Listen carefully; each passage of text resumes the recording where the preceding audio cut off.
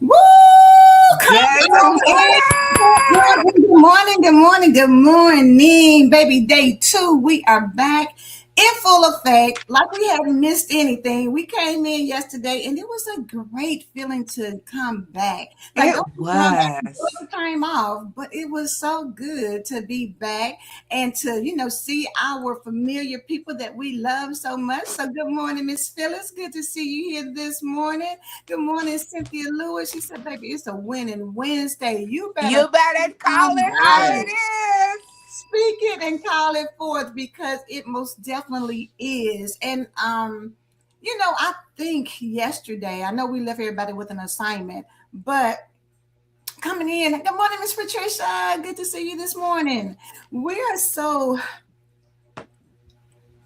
I don't even know if I want to say maybe it's gratitude for me that the Yeah. becoming her thing. And I don't know about y'all, but we weren't the inventors of becoming her. Actually, when we started the book project, it was her, unshakable, unbreakable, unstoppable, but that morphed into becoming her. But now I see becoming her everywhere. And I love that so many people are tapping into what it means to become the fullness of what The God, fullness of the her. fullness. You know what? And I think that for me is why I'm so grateful because little light bulbs go off, the epiphanies, you know what? They do. It's like the light bulb. Like, really? That light has been there all along?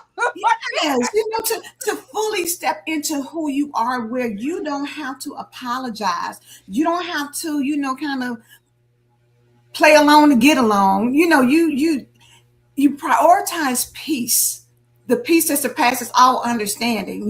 When you can get to a place where you get joy in small things, but you know what the small things are that give you joy. Because a lot of times we borrow other people's things that give Yeah. us joy. Somebody said, "Oh, I married somebody who loves sports." So now you're a sports fanatic and you're out here and you're doing all that, but you Yeah. less child. You don't even know what the people's names are. You don't even really know what team it is. You cooking wings and cooking rotel and doing all that and inviting people over and you got the jersey on and somebody that might ask you who was that and you just like, child, I don't know. I don't even know. I'm hollering. You That's different because you can support.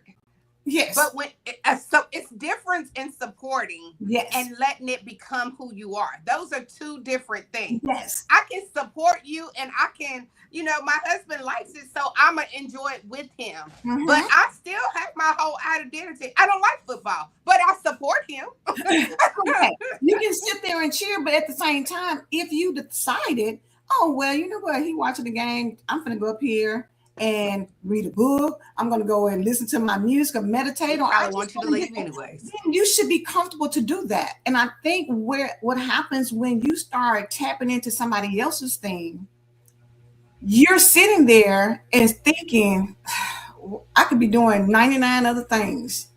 And when your mind shifts, to me, that is letting you know you are not operating Good in. morning. And good morning, Miss Doris. You're not operating in who you are, and you're pushing yourself down. Now, I know all the time, like you said, sometimes it's support, and sometimes you might say, I really didn't want to go with Sparkle or whatever, but she asked me, and so I want to be supportive, and so I went. And it's two That was different probably things. true. Angela That's two probably different didn't things. want to go. Look, now that we're on Facebook, yeah, but at the same time, I love you, so therefore it wasn't a chore. However, the reality of it is, if you make that a regular occurrence. The one-offs here and there is fine. And would you agree to that, Natasha, that it's when you start absorbing other people's things into where you lose what you like to accommodate what they like and what they want and how they move and who they want to be friends with and who they feel like is fabulous. You know how everybody says, I hate Beyonce. But if you love her, then you don't have to go with the flow. I love her. She's great. She's amazing. She's Yeah, I a think artist. She does. hearing you say absorbing, and the word that comes to mind is attaching, right? So we attach ourselves to people, places, and things, and we attach ourselves to somebody else's belief system or somebody else's ideas. And when we start to do that, we are chipping away at who we really are, and we don't even realize that, right? And it's this process, and it's very slow. So, I just want to rewind a little bit. You talk about becoming her. What a lot of people don't realize, the becoming her movement is all about awakening.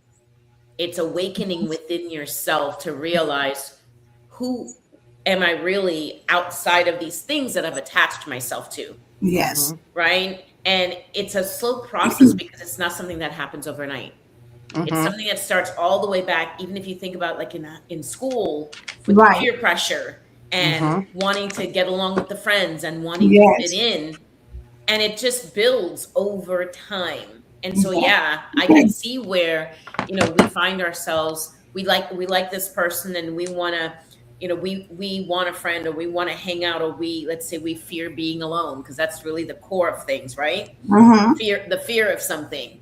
And so, yeah, I see myself, I don't really get into sports, but I guess I could like it for you. Right? Or I don't really want to go to the store, but I guess I'll do it for you. Or I guess you want company. And every time you do that, you strip yourself of who you really are and what it is that you really like or what you really need. And before you know it, you look back and it's like, you're so far down the road, you don't even recognize who you once were or who you are. Right. When you look in the mirror and say, you know what? I don't even know who I am anymore. Exactly. I don't even know. Somebody says, what do you want, coffee or tea? I mean, I'm so used to getting coffee because that's what somebody else drinks every morning that I haven't had tea, and I used to love tea. When you start thinking little things like that. Or you don't even know you like tea because you won't even give tea a chance because you're hooked on the coffee. Right, exactly. You know how somebody says, do you want sugar or salt in your grits? And you're just like, I mean, I've always had sugar all my life. I never even thought about it. And then you taste it, you're like, oh my God. It's not that bad. It is awakening to who you are. But I want to go back to what you said, because we didn't lose ourselves overnight. It happened when you gave one yes when you wanted to say no. It happened when you had a disappointment. You didn't even know how to say no. Exactly. Or when you had a disappointment that you never healed from. Somebody promised you they were going to show up, and they never did, and you just never were able to get past that. Or you had a church hurt, because I've been there with the church hurt. That church hurt is something serious. Really. One betrayal. You thought somebody said they promised to love you for life, and then they committed abandonment. But isn't it crazy? Isn't it crazy because you're saying that one thing? Isn't it crazy how we let one thing influence us? It's always that one. Just like you need that one yes, it's always that one abandonment. It's that one heartbreak. It's that one. I know it's powerful. It looks like, oh, it's not powerful. It's not strong. It's just the one. But that one makes a huge difference. And I'm going to tell you how powerful we know the one is. Because Cynthia said, good morning, Tina. Cynthia said your identity is gone. But I'm going to tell you how you know how powerful one is. Because in the Bible, when it said Jesus left the 99 to go for the one, that lets you know one is a powerful, it's a powerful something. One person can make a difference. One person. Good or bad. I mean, it's almost like how they have no longer pennies aren't important anymore. They have done away with a penny. Yeah.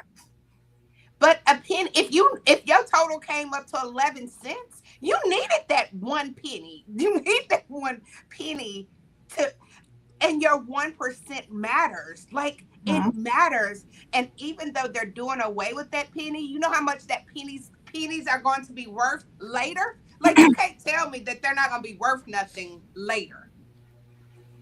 It's crazy. Miss Doris was saying that she lost her voice, how to speak up, because she was always shut down.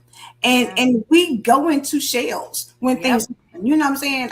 A divorce can change a person. A divorce? Losing a job can change some people. Yes, it can. Especially when they identify, when that, you know, when we talk about when somebody says, who, tell me about yourself. Oh, well, you know, I'm the CEO of such and such. Well, and now I don't get to say that anymore. You don't get to say that. That is such a that's where the losing comes in, or that's where we believe it's a perception that we've lost because we've attached our identity to those things. Because we have attached it. We've attached ourselves to it. You know, coming back to, I say this to clients all the time, and I'm reminded that we have the power to choose. We allow things to happen. We allow that one event. We allow that one thing to discredit us. And often, no fault of anyone's, is we don't know what we don't know. Right? Right. It's kind of like what Sparkle's saying with the penny. Everybody's saying that penny has no value. It may not have value today, but you don't know that penny's going to have value later on. Yeah. Right? And so we just automatically, we put so much emphasis, or we feel so much power into that one negative thing, versus why won't we do the same thing with the positive? Yeah. Right? Right.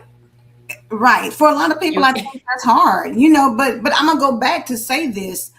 Even though we're saying it's one thing that you focus on, that you feel like it's the thing that you keep your eye on. But it's actually thousands of choices that you've made to play small, to be quiet, to not do what you want to do. It's thousands of things that have got you there. It's just one thing that you focus on, that, you know how they say the straw that broke the camel's back. That means the camel had a whole lot of straws, but it was just one, it was just one too many. Yes. And that's where you're at. It's like you forget all the times where you wanted to say no, but you just didn't, you know, and that piles on. And I think we were talking somewhere else, and, you know, I remember that every time you do that, your body keeps score. So it keeps score in inflammation, and it keeps score in other things. You never even see it. And next thing you look up and you're like, oh, my blood pressure is sky high. How did that happen? How did that? Well, and it feeds the I can't trust. It feeds the I'm not good enough. I can't believe in them. I can't believe in them. They're not reliable. They're not this. They're not that. And Tasha, and put them all in a category. Why do you think people are walking around hating men? Women hating men, and women, men hating women. Why do you think that? How did that happen? It was not just that one person that cheated on him. It was the multiple. My mama wasn't there. My sister, my ex. It's the wind up just came, and that one unraveled the whole thing. The camel, like the straw that broke the camel's back. Yes. It just goes back, and it's, you know, it makes me think of when you have taken out time. Today, I'm gonna be pretty. I'm gonna put on my pretty dress. I'm gonna take out time and do my hair, and I'm gonna do my makeup, and nobody tells you look good. Nobody says, "Oh, you look pretty." But then that day that you don't put all that time in, and you don't put all that effort in, everybody like, "Oh, you look cute. Oh, I love your hair," and you like, how? Like, I didn't, because God, but you don't trust that. So even though somebody tells you, "Oh, you're gorgeous," natural, you don't believe that. So you don't believe that. Maintain that, because that's not in your belief system. No. But let's flip it to, even when you said, okay, you dress up and nobody compliments you. What if you dress up and you feel like, oh my God, baby, I got it going on today. I feel like $1,000,000, and somebody does something traumatic to you, whether it's rape you, molest, whatever the case may be, or now you never want to dress up. That right there is also a catalyst for you never to do that. I'm never gonna put it. And the nevers, like, how do we put one category to I'm never gonna dress up again? I'm never gonna wear dresses anymore. I'm not. That one incident turned you into a never. Well, now you're creeping into my territory about mental illness and the way things impact the brain. When someone experiences any level of trauma, dysfunction, or chaos, it sends a message to the brain that they're in harm's way. So the front part of your brain actually deactivates itself, and the survival part of your brain becomes alert. It becomes awake, right? And so when you're operating from the survival part of the brain, the individual is in that place of being obsessive, impulsive, compulsive. They are just trying to survive. And what happens is they develop something called cognitive distortions. And in cognitive distortions, you have that all or nothing thinking. It's either this or this, or we tend to overgeneralize that if it happened this one time, it's always going to happen. And that's where that never comes in. It's because the degree of that trauma and its impact on the brain, cognitively, the person's brain registers that that's always going to be the case. Right? So if you ever hear people speak on something and they say, yeah, I can't trust him, I can't trust men, that means the original wound is still there. And it has impacted them so significantly that they haven't gotten over it. They haven't processed through it. And so now they're trapped in their minds believing that this is just the way it's going to be with any man or any woman or any whatever, fill in the blank. You know what, Natashah, as we've been talking about this, and kind of researching, one of the things to tap into what you just said is that pain has a way of renaming who God called us. So, it kind of reference that is so good. Gideon, and it said, God has said Gideon is a mighty warrior. Well, Gideon said, "I'm the weakest of the weak." What are you saying? I'm not a mighty warrior. But it says, but life has a way of giving you a label or a name, So if you've been rejected, if you've been broken, if you figure you're not enough, if you figure you're too much, if you've been divorced, that's a label. If you're infertile because you can't have kids, if you're single, that's a label. If you've been abused or you have failure, all of those are names and labels that society has put on us. And put their head down on. And we live in that pain. But God's voice is always greater than our experiences. And when we understand that your pain may have affected you, it may have introduced you to something, but it doesn't have the final say. It doesn't define you. What happened to you does not mean that has to be the stamp that's on you for the rest of your life. Here lies such and such. She was too much for the world, or here lies such and such. She was never enough, or here lies, you know what I'm saying? That doesn't go to that shouldn't go to the grave with you. It does, but it's amazing how it takes so much control of who you are. Like now, you're past abandonment, but you still operating like an abandoned woman. So it comes back to all I keep hearing is allowing and choosing. So yes. And we have a free will to believe or to choose. We have free will to choose. Yes, we are not immune to pain. Any type of pain, in any way, form, shape, or form. Every single person that walks this planet has experienced pain. One of the things I've learned into becoming her and in my healing journey is, how do I allow, am I attaching myself to the pain? Am I defining my worth, my self-esteem, my confidence, who I am as a person? Am I attaching it to that pain that I've gone through? Am I allowing that pain to linger? Because you said earlier about that registering, the body keeps score. When we don't heal from the pain, it stays with us. We're like a sponge, right? Yeah. And so all of that pain, we're absorbing. So there's Angela's word she used earlier. We're absorbing it. We're attaching ourselves to the pain. And as much as we say we want freedom, emotional freedom, it's actually in the palm of your hands if you remind yourself that you have the power to choose. Again, you have the power to choose. Yes. You can either choose to let that pain define you. You can allow that pain to cripple you. You can allow that pain to hold you in place, or you can use that pain as jet fuel for you to be able to cross over to the other side and be the person that God's called you to be. Right? Yes. It's a choice. But you know what, Natashah? So let's look at it from the scope of, you're just driving down the street, minding your business, listening to your music, feeling good, and you get rear-ended. You may think, oh, I'm good, I'm fine. There was nothing major. They just, it's a rear end. But the shock of that your body on tomorrow. Your body has been traumatized and you have no idea. You don't even know it. And you think, I'm good. I don't need to go see a doctor. As long as they take care of my car, everything is fine. But over time, because you didn't address it, because you downplayed it, because you felt like, oh, girl, I ain't got time to go to the doctor. I'm supposed to be at work. I can't afford to not, whatever that may be. You switch from everything being well to slowly eroding to the point to where later down the line, you've got bulging disc or herniated, you got something going on, or it's triggered something that caused migraines. And because you didn't deal with it when it initially happened, and you allowed time to let that settle into your body, and you keep on going, and something else happens, you hit your knee, and next thing you know, 10 years later, you got a knee replacement. Yep. But it may have But in that moment, that was the power of choice. Yes. In that moment, you had the power to choose. Am I going to go get myself evaluated? Am I going to stop and take out time? Thank you. That is the whole thing. In that moment, you could have said, let me go get checked out just in case. Because it could be a hairline fracture in your neck.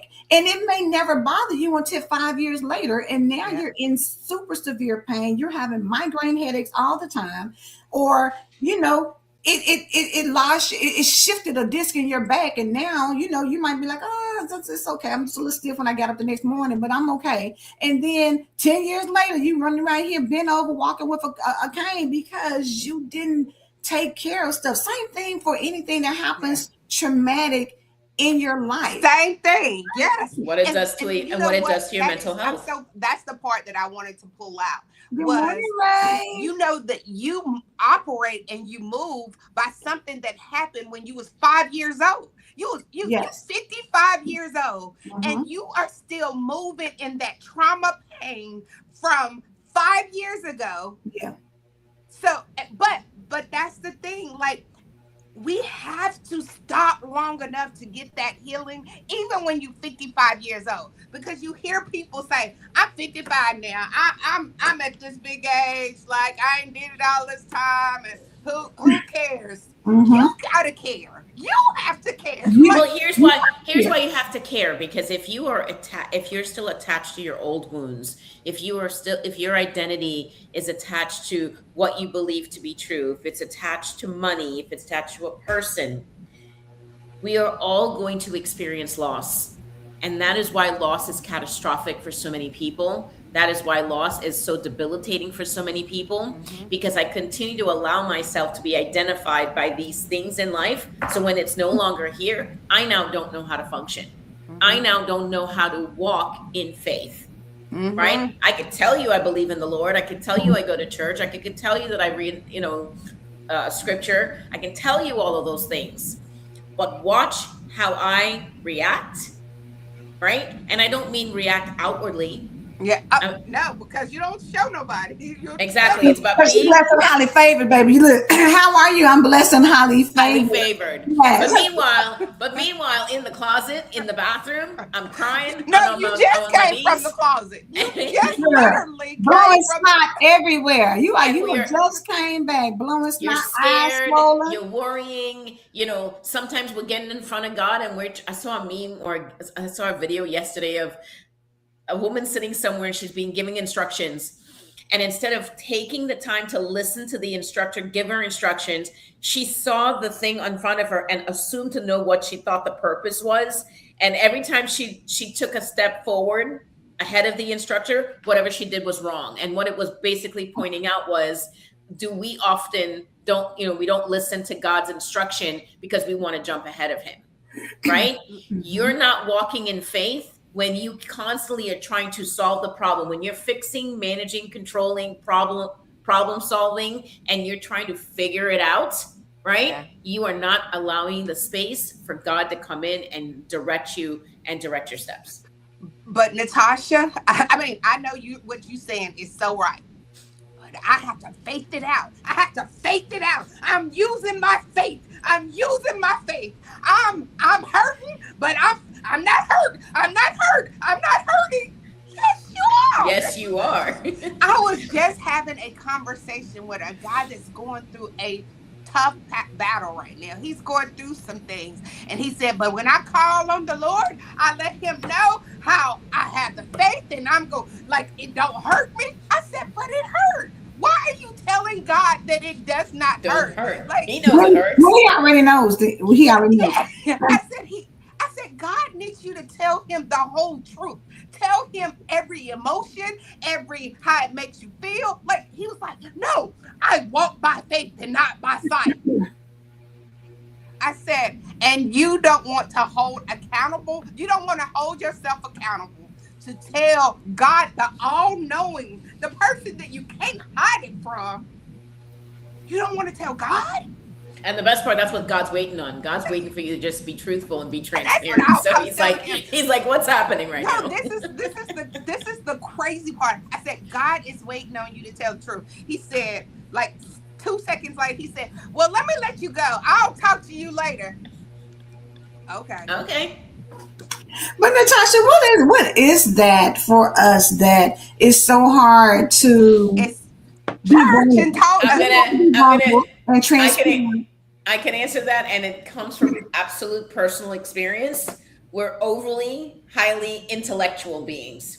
We are using the logical part of our brain, and we're trying to intellectualize our faith. Mm-hmm. Faith is not something you intellectualize. Faith is something you emotionalize, so it can change the way that you walk with God, right? Mm-hmm. And so for those of us who don't like to deal with emotions, for those of us who don't like to manage how we feel and we think feelings don't matter, we're really good at saying one thing, but your emotions drive your behavior.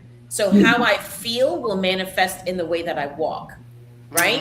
Absolutely. So I can tell you all day I'm blessed and highly favored, but if I'm scared or if I'm worrying, then the way that I show up in my life or the way I might show up in somebody's life is going to be scared. I'm going to be apprehensive. I'm going to be speaking negatively. I'm going to be doing all the things that are in alignment with what I'm feeling on the inside. True. Right? That's why we have to. So the individual that she's speaking of, and ironically, Sparkle, I was speaking to a male yesterday myself in a very similar situation. Something's going on in the universe. But I want you to finish. Our men are going through it. Like they are. They're going through it. But here's what I've seen in myself in terms of growth. In the past, I would have held on to that conversation to try to convince that person of what they needed to do or not do and all the things. And I said, for the first time in my life, said, you know what? I hear you. I've also said what I needed to say. That is between you and your creator. That is between you and God, and you guys will work it out. It is not my job to convince you of who God is. Come on, high five. Me right? Too, Natashah. I wanted him to see it, but I couldn't. I'm not God. All you can do is give out the information. Correct. But you know how powerful that is for people who hopefully will listen to this. We have got to stop thinking that we control what everybody else does, because we feel like, oh, you're gonna do it. You gotta do this, you gotta do that, and we take on the responsibility that's never ours to take on. Yeah. And then we get judgy. Our issues and problems are a direct result because you're out there trying to be driving somebody else's car and you on you're in the passenger seat. Are you in the seat? So you just imagine if you're driving a car with somebody sitting and you over here and you trying to stretch your leg and trying to hold them. Side over here is jacked up. No thanks. All of that stuff is messed up because you're over here doing something you have no business doing. Go ahead. But if we think that we are, such religious or spiritual beings because we know God more, whatever, how we, I call that a God complex, then we're going to sit in the passenger seat trying to save that person. Because that is my assignment. Meanwhile, the car's about to wreck and I'm still sitting in the passenger side. No thanks. Now, somebody hearing this is going to think this is horrible. I need you to hear me when I say we are called to know the word. We are called to be able to minister to other people. But I always use Jesus Christ as a reference. Jesus Christ didn't chase nobody. He didn't chase you. He came with a message. He came to deliver a message, and in that he did, and went on about his business. And at the end of the day, it's either you were going to follow or you weren't going to follow. Right. You understand what I'm saying? So I'm going to get in the car with you. That's a great way to put it, Tasha. So I'm going to get in the car with you. I'm going to give you the message. And the minute that you don't want to hear the message, I'm opening that car door and I'm getting out. And I'm let me check myself before I wreck myself. I can't wreck me trying to be in the car trying to tell you how to drive when you don't want to listen. If I say this is getting ready to happen and you disregard it, that's not my fault when something catastrophic happens. We have and then but people would start blaming, like, oh dang, if I would have just spent a little bit more time with them and I should have stayed longer. People also have to have a readiness and willingness to change. We talked about that on the show yesterday, right? When we pray for someone, I can pray for you, but if you're not ready to receive God's blessings, if you're not ready to receive God's help, then, it's not that I did anything wrong. It's not that I didn't do enough. And this is where people begin to overextend themselves and they want to do more than they really need to. It's like, well, they're not doing anything, so I need to do more. No, you've done your part. They have a part now and they need to be ready. They need to be willing. And if they're not ready and willing, I always say, like, when someone is sick, I can't take your medicine for you. I can sit it by your nightstand. I can give you everything that you need, but unless I plan on prying your jaw open and shoving it down your throat, I can't make you take your meds.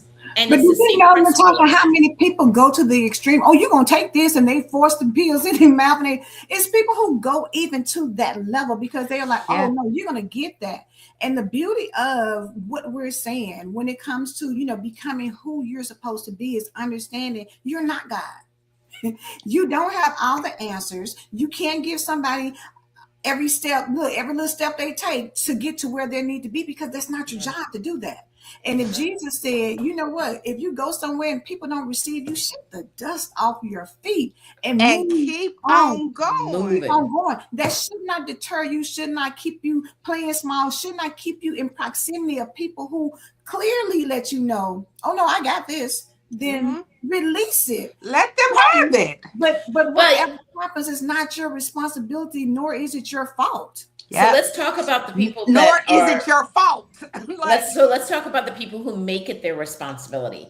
And I'm going to tie it back to the whole of becoming her movement and experience, of becoming him.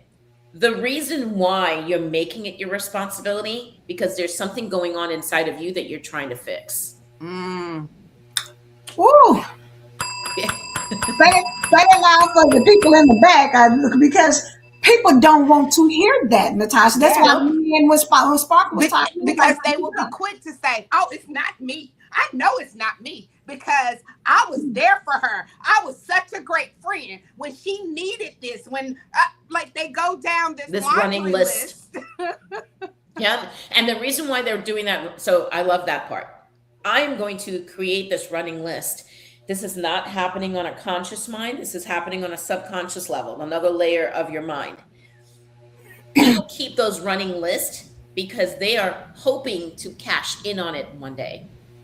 They're hoping that if I do all of this stuff for you and I show up for you and I walk alongside you and I minister to you and I do all these things and I give and I give and I give and I give and I give, that there's going to come a day that when I need it, that I can cash in, and then you're going to be able to give it back to me. And what often happens 9 out of 10 times is that you don't get a return on investment, and then you really see the true colors of individuals, and then you realize you see the true colors that they weren't really genuine and they weren't really authentic in their giving because they were waiting to cash in, right? But again, we do that not because of other people. We do that because of the pain that is inside of us, the pain that we haven't healed within ourselves. Yes. Natashah, you better come on, hit the bell on that one, because I think that's such a good thing to point out. And I know, when we can heal folks in these conversations that we're having.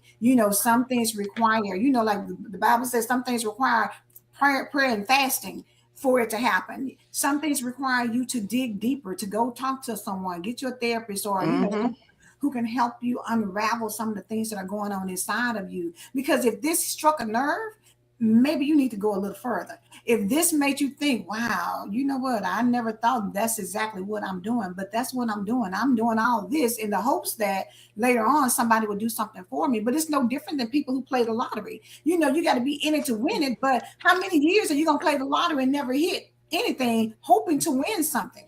You can't get mad. You can't get mad when you don't win. You can't get mad when you don't win because you chose to keep doing this. So you should be like, hey, I had the money, obviously, to play this.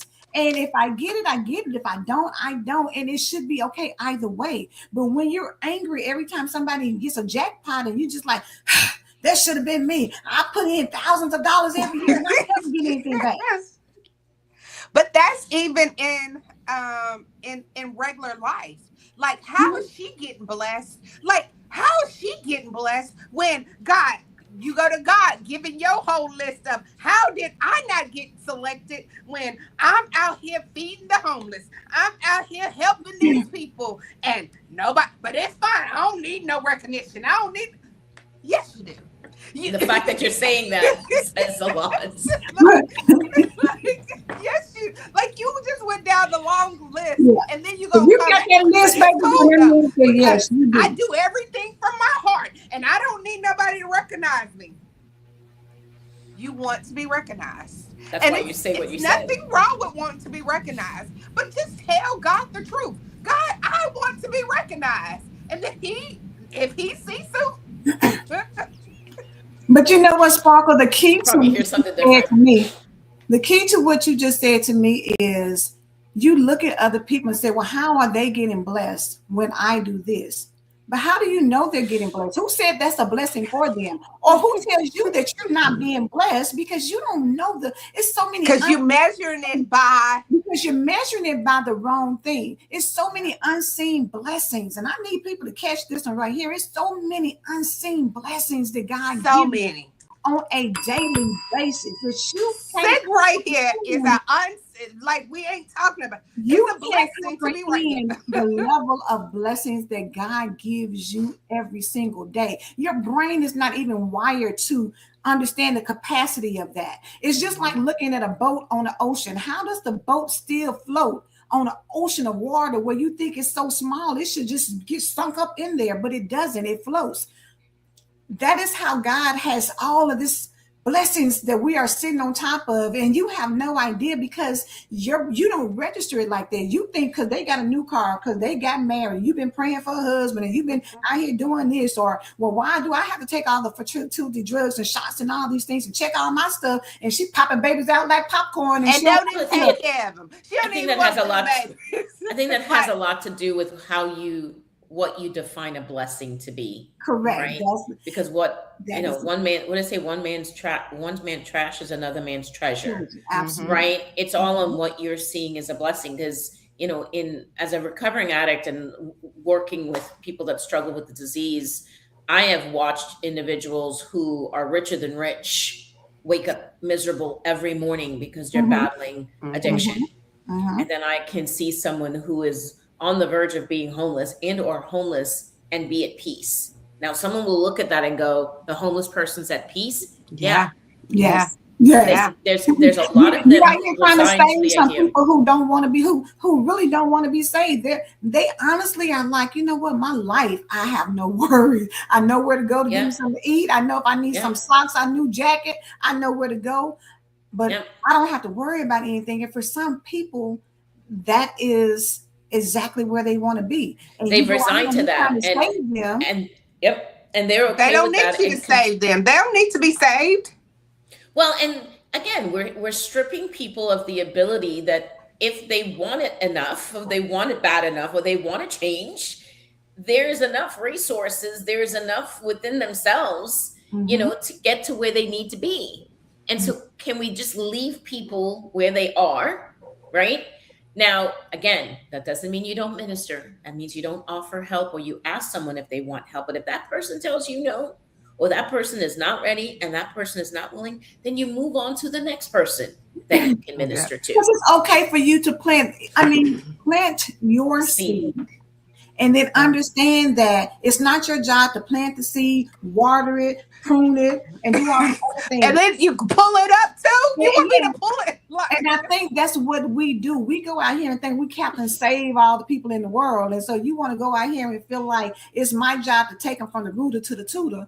And it's not. You can't go from beginning to end with anybody. You know what I'm saying? You got to understand what your role is. And Natashah, all of that goes back to how we are with our identity. When you start thinking and confusing your role with your identity, when you no longer have, if your title or your role disappears tomorrow, who are you?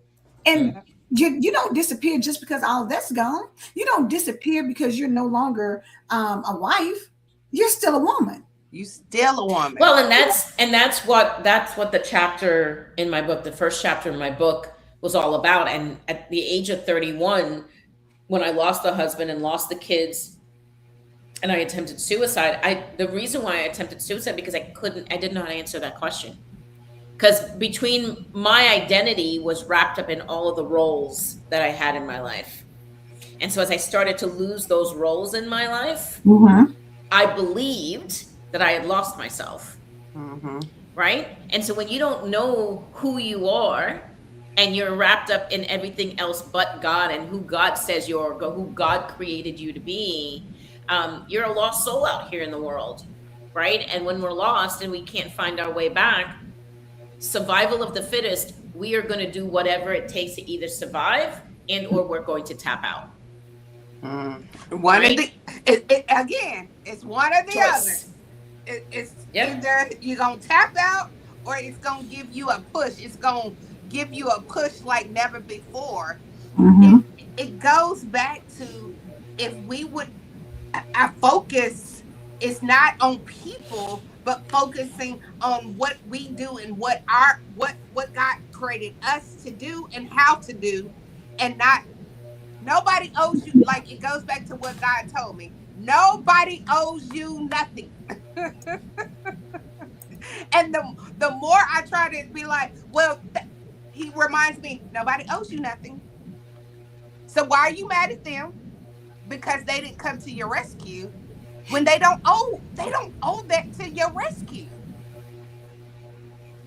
That's a hard thing for people to, and I don't know, maybe it's because society has made people feel like things have to be this way. In order.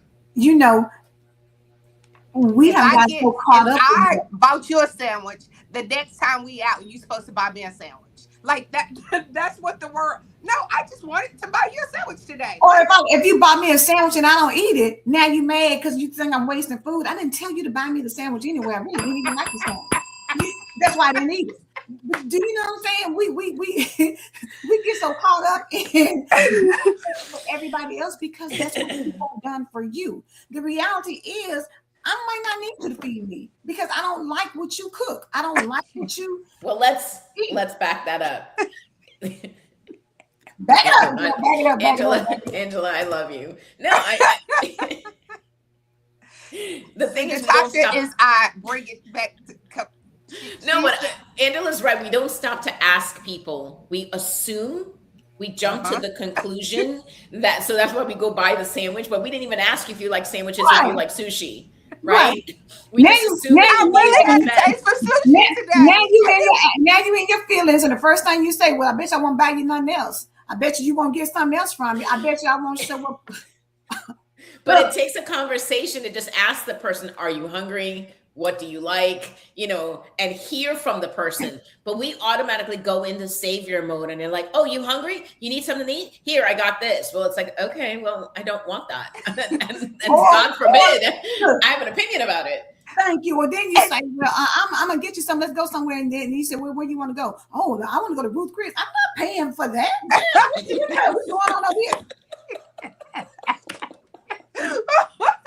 Wait, you should have told me. Like it's only I'm only giving you $10, so I need you to stay in the $10.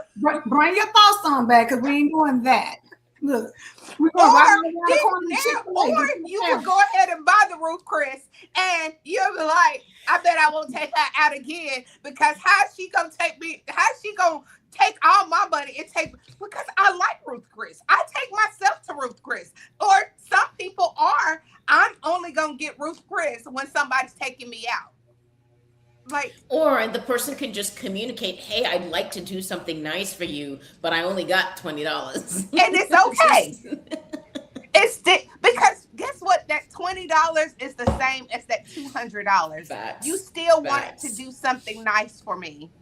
Yes. It's about the act of service or the act of kindness that I think we let me tell you, Natashah, it's so funny y'all saying this, because my child has it real good, because she'll say, Mom, I'm taking you out to eat, but I only have $40. So $40 is your limit, and if you go over your 40, you need to pay. You gonna pay the rest of it. And understand, and look, set the expectation. Absolutely. But we're not doing Papa. That even goes to the point of when somebody come on, they say, "Oh, okay, I brought some food. Here's some steaks I want you to cook."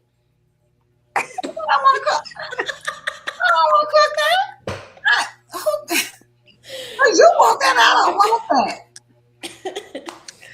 But it's tell them, look, they be trying to do you favor. Look, like they doing you a favor, but it's really them doing them a favor that they want. They're doing a favor for themselves. It's to make themselves feel better. I know that sounds horrible, but that's just the truth. And when you do stuff for people, it does make you feel better. So it did. But it gets to a point when we talk about that from a selfish motive. Yeah. If you're doing this from a selfish motive, that's a different thing. Correct. Right? And you can't get mad. Just like, how you get people say, oh, well, I got her such and such for Christmas. I don't never see you wear your little stuff. I bought you that scarf. You don't never wear your little scarf I bought you for Christmas. Where is it? Girl, I don't even know where that scarf is. I tell you, I probably packed it up and gave it to somebody when it came back, asking, do you have donations for the homeless or somebody? I have no idea where it's at. Sorry. Yes. or you be the person who packs it up and re-gifts it, and they say, didn't I give you this? And then you're like, no, this is real story. You sit down in your friend group like, ooh, who gave me this? Who gave me this? Before I re-gift this, you trying to wreck your brain, because you trying to see if she's gonna be in the same category when you re-gift. See, because they said it's a thought that counts. But is it really? You can be appreciative of good, genuine, nice things that people do. Can. Really, but I can. But what's wrong with saying it's really ain't my style? This really not.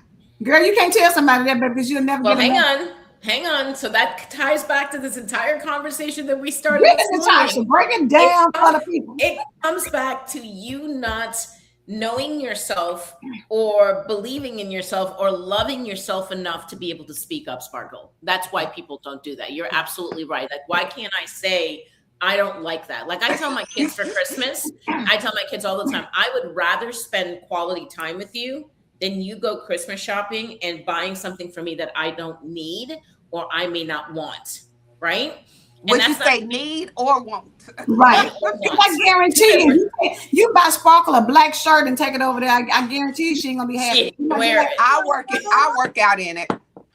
But that's the only place you're gonna see it. It's at the workout. Yeah, so, you're gonna see it with her working out. You're like, I know that help ain't walking down the street because I bought her. Because if I don't communicate that, then I'm going to get a ton of Christmas presents, like Angela just said, that I'm going to need to probably re-gift or donate at a later date. And then that person's feelings is gonna get hurt when I could just stop you right at the door and say, I'd rather spend time with you than you give me something that I don't need and or I don't want. Right. No, I want the gifts.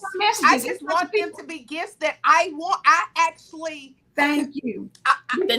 But that's where you advocate, because when you become her and you learn more about yourself, you will have the confidence. Somebody said earlier in the chat about, they've lost their voice.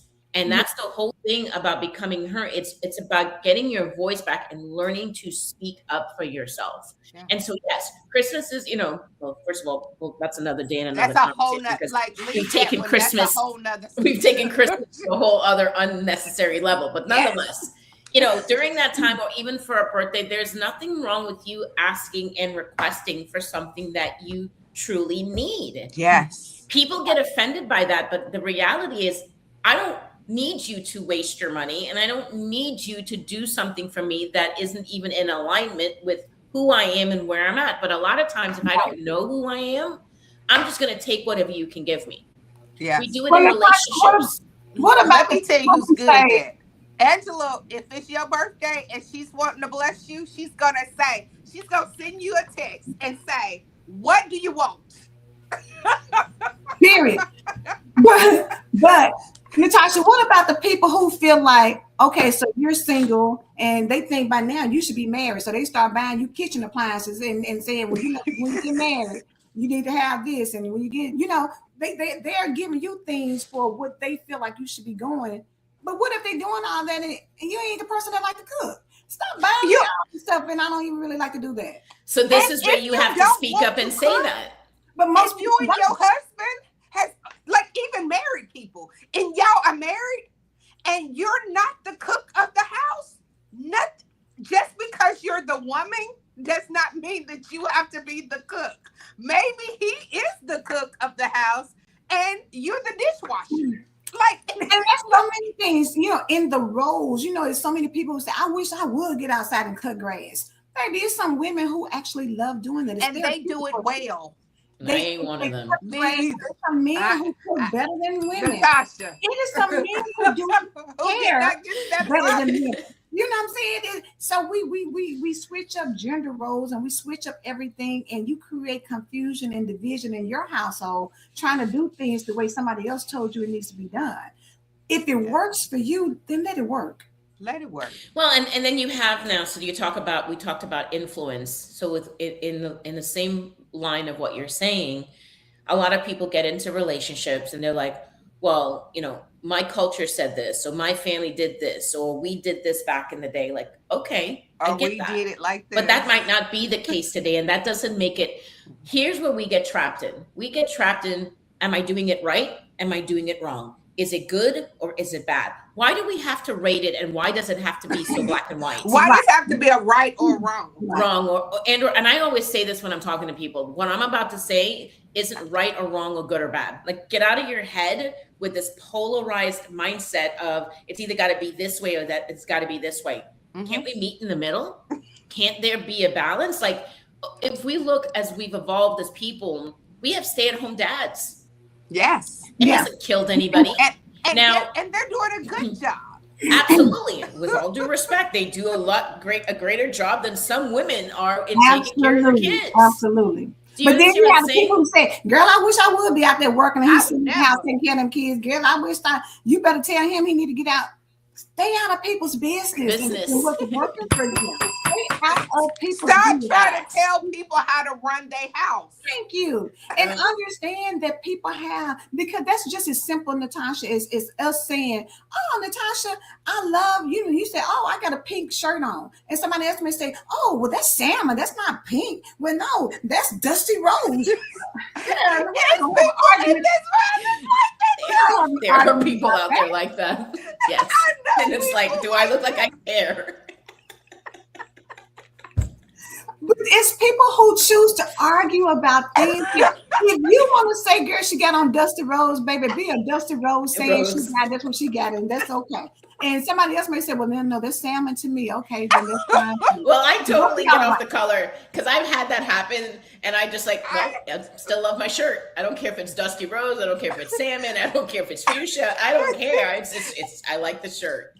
I was sitting at dinner with somebody, and to me it looked like peach, but she said it was orange, and she was like, "Why would you think it's peach? Like, we're not good. Like, if you want to, why is that even a conversation? If it's peach to you, kudos.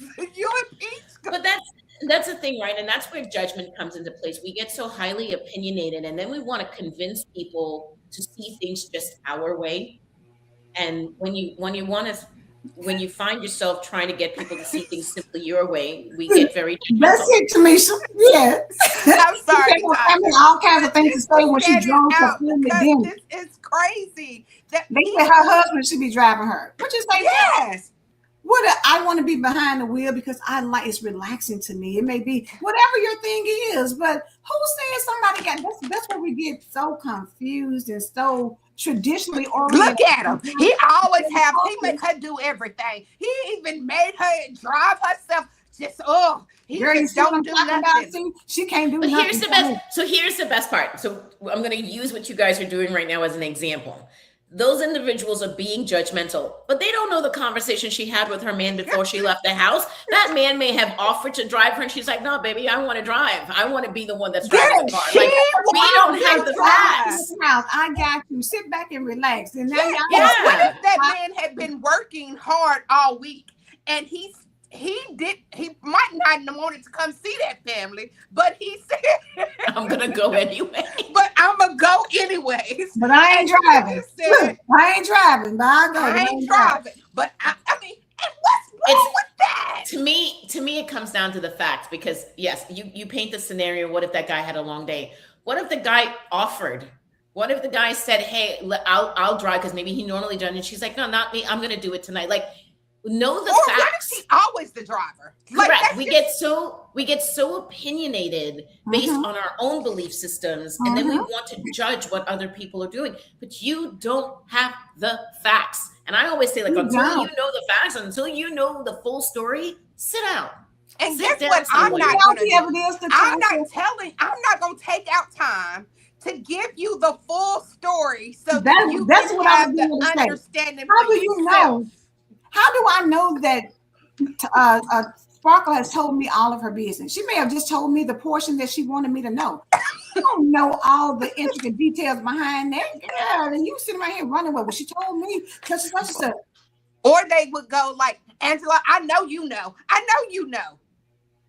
Angela don't care. Let me make a public service announcement. Angela does not care. Let me tell you what Angela does not like to do. Ask a lot of questions. I don't ask questions. I ain't trying to figure it out. If you tell me, thank you. And if you don't tell me, thank you. That's okay too. Let me tell you, Angela is so bad. You can go on a date 10 times and say, "Oh, I went out with the same one." Not one time is she gonna say, "So what do you think? What's your thoughts? Until you open your mouth and say, "I think I like such and such." She is so like, go on 500 dates if you want to. If you don't want to tell the story about it, I'm not asking. I'm not the one. If you're looking for somebody who is all up there, that's not me. I'm not. Baby, she can go on 99 dates, and guess what? I'm not gonna ever say, because in my mind, I'm thinking if you keep going on a date, it's obviously something that you like, and so there's no need to be. If you don't, then you're getting something out of it or whatever. But it's really not, because bottom line, if I ask you the 99 questions, so what? At the end of the day, you're still gonna go on them other dates. But some people, and I can say to myself, some people are just nosy. Yeah. And want to be the know. It's some people that just need to be the knower. I need to know. No. And when you say it was okay, no. I know it was more than okay. So tell me, like, they want to pull it out of you instead of. People who are nosy and need to be in the know has everything to do with what's going on within themselves. There's insecurities there. There are things going on within themselves. And sometimes it's just a deflection of focusing on somebody else's stuff rather than looking in the mirror and becoming her. Oh, so speaking of that, we're gonna go and get off of here. Let me wrap up on the last thing, because I need people to understand when we're talking about becoming her, but I want you to understand that healing is not about becoming someone new. Let's put it on out there. You're not reinventing yourself to become somebody new. And that's one of the biggest misconceptions. People often say, "I'm trying to find myself," but maybe you don't need to find yourself. Maybe you just need to remove everything that isn't you. All of the things you've done, all the places and the people and everything, and releasing the fear, releasing the shame, releasing the comparison of your life with somebody else's, releasing the people pleasing, releasing perfectionism. Yes. The performance, because some people are performing all day, every day. You're performing as a mother, you're performing as a wife, you're performing as a God. You're tired, you're exhausted. You can't become her when you're so busy performing. It's like people who are actors, paid actors and actresses, and sometimes we get so caught up, you think that's who that is. You be like, oh, I can't stand such and such. That's not who she is. That's that character she plays. Yes. That woman ain't like that in real life. No. We get caught up performing her instead of being her. Yeah. When you can let all of the performance go, when you can release the things that are no longer you, that you do, and understand that before what is it? Before I created you in your mother's womb. Yeah, I knew you. Before I knew you, God already designed you. And he equipped you with everything that you have. You just got to get in contact with him, build a relationship with him so it can be revealed. Or what you say yesterday, Natashah, uncovering yourself. And let's be clear that what we're asking everyone to do, it's not something you can do on your own. It requires professional help.